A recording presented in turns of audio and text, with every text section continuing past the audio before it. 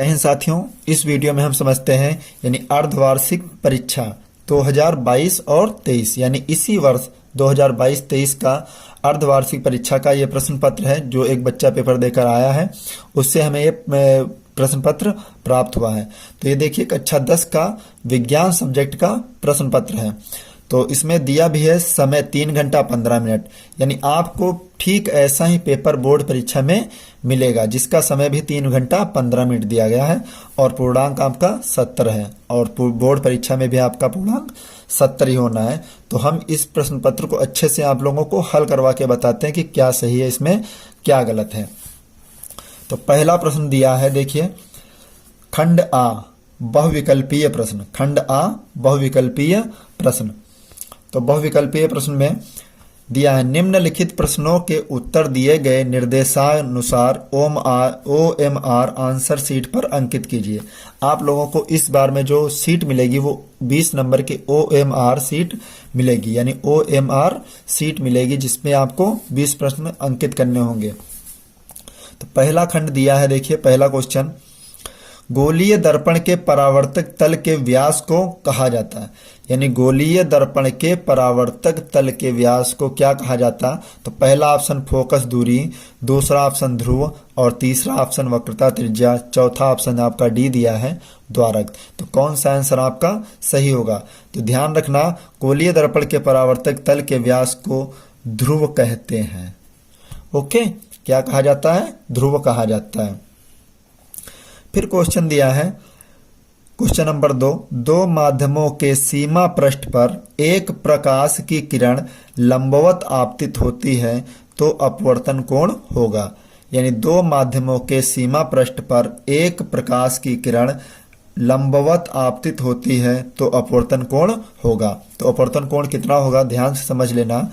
इस लड़के ने किया है यानी लंबवत पड़ती है, यहाँ पे कहा गया लंबवत, तो सीधी जब रेखा पड़ती है यानी किरण पड़ती है तो जो आपका अपवर्तन कोण होता है वो कितना होता है हम आप लोगों को बता रहे हैं। फिलहाल ये जो ऑप्शन 60 अंश किया है ये बिल्कुल गलत है।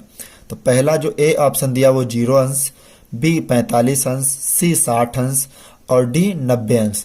तो जो इसका राइट आंसर होगा वो ए 0 अंश, यानी जो रेखा आपतित पड़ती है वो बिल्कुल 0 अंश ही होती है। क्वेश्चन नंबर 3 देखिए ध्यान से, गोलीय दर्पण की वक्रता त्रिज्या तथा फोकस दूरी में संबंध। तो गोलीय दर्पण की वक्रता त्रिज्या तथा फोकस दूरी में संबंध हम आप लोगों को पिछले वीडियोस में बता दिए थे और आप लोगों ने वीडियो नहीं देखी तो आप प्लेलिस्ट में वीडियो देख लीजिए विज्ञान की, बहुत अच्छे से आप लोगों को समझाया गया था। कहा गोलीय दर्पण की वक्रता त्रिज्या तथा फोकस दूरी में संबंध। ए ऑप्शन दिया F बराबर R, बी ऑप्शन दिया F बराबर R/2 और सी ऑप्शन F बराबर 2R। तो इस लड़के ने ये बिल्कुल सही किया, F बराबर R/2। नेक्स्ट क्वेश्चन देखते हैं। नेक्स्ट अगला क्वेश्चन कह रहा, क्वेश्चन नंबर 4, नेत्र लेंस होता है। अब सवाल बताइए नेत्र लेंस कैसा होता। पहला ऑप्शन दिया अभिसारी, दूसरा अपसारी, तीसरा अभिसारी तथा अपसारी दोनों और डी ऑप्शन इनमें से कोई नहीं। तो जो आपका नेत्र लेंस होता वो अभिसारी लेंस होता। ध्यान से समझना, ये लड़के ने बिल्कुल सही किया है, अभिसारी लेंस। अब यहां पे देखिए स्वस्थ नेत्र के लिए दूर बिंदु की नेत्र से दूरी होती है, यानी एक स्वस्थ नेत्र होती है जिसकी दूर बिंदु की दूरी कितनी होती। तो इस लड़के ने जो लगाया है वो 25 सेंटीमीटर, सॉरी इसमें ऑप्शन दिया 25 सेंटीमीटर और बी आपका 50 सेंटीमीटर, सी 100 सेंटीमीटर और डी अनंत। तो यदि याद रखना स्पष्ट दृष्टि की न्यूनतम दूरी 25 होती है और जो स्वस्थ नेत्र के लिए दूर बिंदु होता है वो बिल्कुल अनंत होता है। ये बिल्कुल ऑप्शन सही है, डी ऑप्शन इसका करेक्ट है। अब ये भी ध्यान रखना, जब सूर्य का क्वेश्चन नंबर 6, जब सूर्य का श्वेत प्रकाश प्रिज्म में से होकर गुजरता है तो सर्वाधिक विचलन किस रंग के प्रकाश का होता है। सर्वाधिक विचलन किस रंग के प्रकाश का होता है। तो पहला ऑप्शन दिया है लाल, दूसरा पीला, बैंगनी, हरा। इस लड़के ने ये भी बिल्कुल आंसर सही किया, बैंगनी रंग का विचलन सबसे अधिक होता है। फिर क्वेश्चन नंबर 7 देखो, एक इलेक्ट्रॉन पर आवेश की मात्रा होती है, यानी क्वेश्चन नंबर 7 में कह रहा है एक इलेक्ट्रॉन पर आवेश की मात्रा कितनी होती। तो एक इलेक्ट्रॉन पर जो आवेश की मात्रा होती, पहला ऑप्शन दिया 6.25 गुणे 10 की घात -19 कूलाम, बी ऑप्शन 1.6 गुणे 10 की घात -19, और तीसरा ऑप्शन दिया 9.1 गुणे 10 की घात -31 कूलाम। तो एक इलेक्ट्रॉन, और चौथा ऑप्शन इनमें से कोई नहीं। तो इलेक्ट्रॉन पर जो आवेश होता है वो 1.6 गुणे 10 की घात 19 कूलाम, यानी ऑप्शन 20 का करेक्ट आंसर है। फिर नेक्स्ट क्वेश्चन कह रहा, यानी उपखंड बा में कहा है, यानी ये रसायन विज्ञान से संबंधित है, रसायन विज्ञान। पहला था उपखंड ए, वो आपका भौतिक विज्ञान, इसमें है रसायन विज्ञान।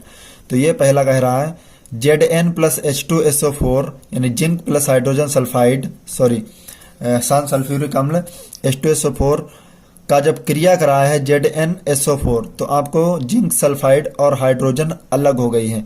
तो इसमें ऑप्शन पूछा है कि ये योगात्मक क्रिया है कि प्रतिस्थापन या अपघटन या वियोजन।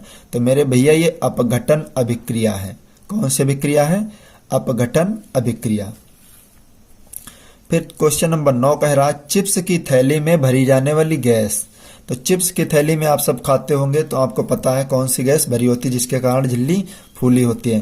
तो option A ammonia, B nitrogen, C carbon dioxide और डी आपका सल्फर डाइऑक्साइड। तो बी इसका करेक्ट आंसर, नाइट्रोजन गैस भरी होती है। क्वेश्चन नंबर 10 कह रहा शुद्ध जल का पीएच मान, ये तो आप सभी को पता ही होगा। तो शुद्ध जल का पीएच मान 7, ऑप्शन सी इसका करेक्ट आंसर है। फिर क्वेश्चन नंबर 11 कह रहा अम्ल तथा क्षार की परस्पर अभिक्रिया को क्या कहते हैं? अम्ल तथा क्षार की परस्पर अभिक्रिया को कहते हैं, पहला ऑप्शन जल अपघटन, दूसरा उदासीनीकरण, अपचयन और आयनन। तो भैया अम्ल और क्षार जब आपस में मिलते हैं, यानी प्लस और माइनस आपस में मिलते हैं, तो उदासीनीकरण की क्रिया उत्पन्न होती है। फिर क्वेश्चन नंबर 12 कह रहा कापर का अयस्क है। तो कापर का अयस्क कौन है? बॉक्साइट, मैलेकाइट, कार्नेलाइट और सीडेराइट। तो आपको पता होगा जो बॉक्साइट है वो एल्युमिनियम का अयस्क है और कापर का अयस्क मैलेकाइट है। मैलेकाइट, यही इसका राइट आंसर है। क्वेश्चन नंबर 13 देखते हैं। क्वेश्चन नंबर 13 क्या कह रहा? एंटीमनी है। अब बताइए एंटीमनी क्या है? उपधातु है या धातु है, अधातु है, अक्रिय गैस क्या है? तो एंटीमनी आपकी अधातु है, ना धातु है ना उपधातु है, डायरेक्टली अधातु है।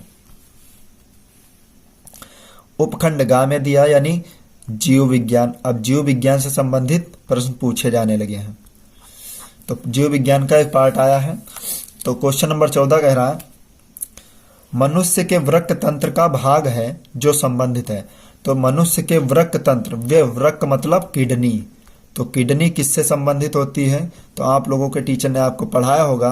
तो किडनी पहला ऑप्शन दिया पोषण, दूसरा श्वसन और तीसरा उत्सर्जन, चौथा परिवहन। आप लोग कमेंट बॉक्स में बताएंगे कि क्या कहते हैं। वैसे हमारे ख्याल से तो हम तो पढ़ाते ही हैं। तो किडनी जो है वो आपके उत्सर्जन से संबंधित है। किससे संबंधित है? यूरिन से, यानी यूरिन को बाहर करने का काम किडनी ही करती है। यूरिन निर्माण भी किडनी से होता है और बाहर करने का भी काम किडनी से ही होता है। पादप में क्वेश्चन नंबर 15, पादप में जाइलम उत्तरदायी है। तो जाइलम किसका उत्तरदायी है? पहला ऑप्शन दिया जल परिवहन का, दूसरा भोजन का परिवहन, तीसरा अमीनो अम्ल का परिवहन और चौथा दिया है ऑक्सीजन का परिवहन। तो किसका उत्तरदायी होता है मेरे भैया? तो जाइलम जल का परिवहन करता है। अब यहाँ पे क्वेश्चन दिया हरे पौधे होते हैं स्वपोषी, परपोषी, मृतोपयोजी और विषमपोषी। तो भैया हरे पौधे स्वपोषी, वो भोजन अपना स्वयं ही उत्पन्न कर, स्वयं ही बनाते हैं। फिर क्वेश्चन नंबर 17 कह रहा पचे भोजन का अवशोषण होता है। तो पचे भोजन का अवशोषण कहाँ होता है? अमाशय में, ग्रहणी में, क्षुद्रांत में या बड़ी आंत में। तो पचे भोजन का अवशोषण हमेशा बड़ी आंत में ही होता है। क्वेश्चन नंबर 18 यीस्ट में अलैंगिक जनन होता है। तो यीस्ट में अलैंगिक जनन किसके कारण होता है? ऑप्शन आपका दिया मुकुलन द्वारा, विखंडन द्वारा, बीजांड द्वारा, रोपण द्वारा। तो यीस्ट में अलैंगिक जनन विखंडन द्वारा होता है। ऑप्शन 20 का करेक्ट आंसर है। फिर दिया क्वेश्चन नंबर 19, देखिए ये बहुत इंपॉर्टेंट क्वेश्चन है, पूछा भी गया था।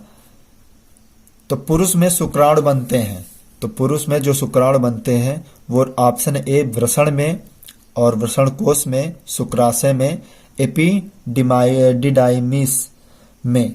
तो ये जो ऑप्शन बी इसका करेक्ट आंसर है, वृषण कोश में ही शुक्राणु बनते हैं। क्वेश्चन नंबर 20 कह रहा है पत्तियों द्वारा कायिक जनन होता है। तो पत्तियों द्वारा कायिक जनन कैसे होता है? दूब घास में, आलू में, ब्रायोफिल्स में, या इनमें से सभी। तो पत्तियों में जो कायिक जनन होता है वो इन सभी में होता, आलू में भी होता, दूब घास में भी होता और ब्रायोफिल्स में भी होता है। ओके, आई होप ये सभी क्वेश्चन आप लोगों को समझ आए होंगे, और हम आप लोगों को जितने भी पेपर हमें मिलते जाएंगे हम उसका सोल्यूशन आप तक पहुंचाते रहेंगे। ओके, और आगे भी क्वेश्चन हम देख लेते हैं। तो इसमें दिया है लेंस से संबंधित निम्नलिखित की परिभाषाएं लिखिए। तो प्रकाशिक केंद्र, मुख्य अक्ष, द्वितीय फोकस और प्रथम फोकस, ये आप लोग भी तैयार कर लेना। फिर क्वेश्चन नंबर दूसरा दिया प्रकाश का परावर्तन किसे कहते हैं? तो प्रकाश का परावर्तन किसे कहते हैं? चित्र बनाकर स्पष्ट कीजिए। प्रकाश के परावर्तन के नियम भी लिखना है। तो कोण आई बराबर कोण आर, ये भी आपको बताना है। फिर देखिए नेक्स्ट क्वेश्चन कह रहा है क्वेश्चन नंबर 3, निकट दृष्टि दोष क्या है? ये तो आपको टीचर ने पढ़ा ही होगा। इस दोष के कारण तथा निवारण की विधि किरण आरेख से स्पष्ट कीजिए। फिर क्वेश्चन नंबर क्या कह रहा है? 4 सेंटीमीटर लंबी वस्तु 15 सेंटीमीटर फोकस दूरी के अवतल दर्पण से 25 सेंटीमीटर दूर रखिए। तो यहाँ अवतल दर्पण है तो लिखेंगे अवतल दर्पण के लिए, अवतल दर्पण के लिए 4 सेंटीमीटर वस्तु की लंबाई 4 सेंटीमीटर, फिर 15 सेंटीमीटर फोकस दूरी माइनस 15 सेंटीमीटर, 25 सेंटीमीटर दूर रखी है। कितनी दूरी पर रखी है? 25 सेंटीमीटर। तो वस्तु की दूरी माइनस के 25 सेंटीमीटर। दर्पण से कितनी दूरी पर रखी जाए, कितनी दूरी पर किसी पर्दे को रखा जाए कि पर्दे पर स्पष्ट प्रतिबिंब बन सके। तो प्रतिबिंब की प्रकृति यानी v का मान भी ज्ञात करना और प्रतिबिंब की लंबाई i का मान भी ज्ञात करना। तो देखिए ध्यान से, अवतल दर्पण है तो सूत्र लगाएंगे दर्पण के सूत्र से, दर्पण के सूत्र से। तो दर्पण का सूत्र हमारा क्या कहता है? 1/f बराबर 1/v प्लस 1/u। 1/f का मान -15, v का मान ज्ञात करना है और u का मान दिया है -25। माइनस का 1/15, 1/v प्लस माइनस माइनस 1/25। तो माइनस का 1/15, माइनस का 1/25 से पक्षांतर करेंगे तो प्लस का 1/25 बराबर 1/v, और यहाँ पे हर बराबर करेंगे तो ध्यान से देखिएगा 1/25, 15 × 75 और 25 × 75। तो माइनस का 5 × 5 बटे 75 और प्लस 3 × 3 बटा 75।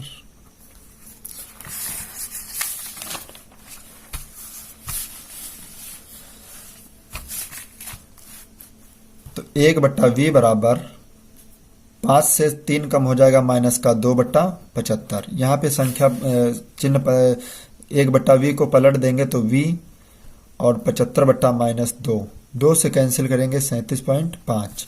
तो v का मान क्या आया? माइनस का 37.5। कितनी दूरी पर रखा जाएगा? 37.5 मीटर की 5 सेंटीमीटर की दूरी पर रखा जाएगा। यही है आपका राइट आंसर। लेकिन अभी हमसे कहा है प्रतिबिंब की लंबाई भी क्या बताइए। तो आप वर्धन का सूत्र हमने आप लोगों को पिछले वीडियोज में फर्स्ट पार्ट में बता भी दिए थे। आवर्धन m का जो मान है वो -v/u। तो m का मान I/O हमने सूत्र भी आप लोगों को बताया है। तो v का मान दिया है -37.5, u का मान दिया है आपका 25। u का मान कितना दिया है आपको? 25 यानी माइनस का 25, माइनस से माइनस कैंसिल, O का मान दिया है आपका 4 सेंटीमीटर।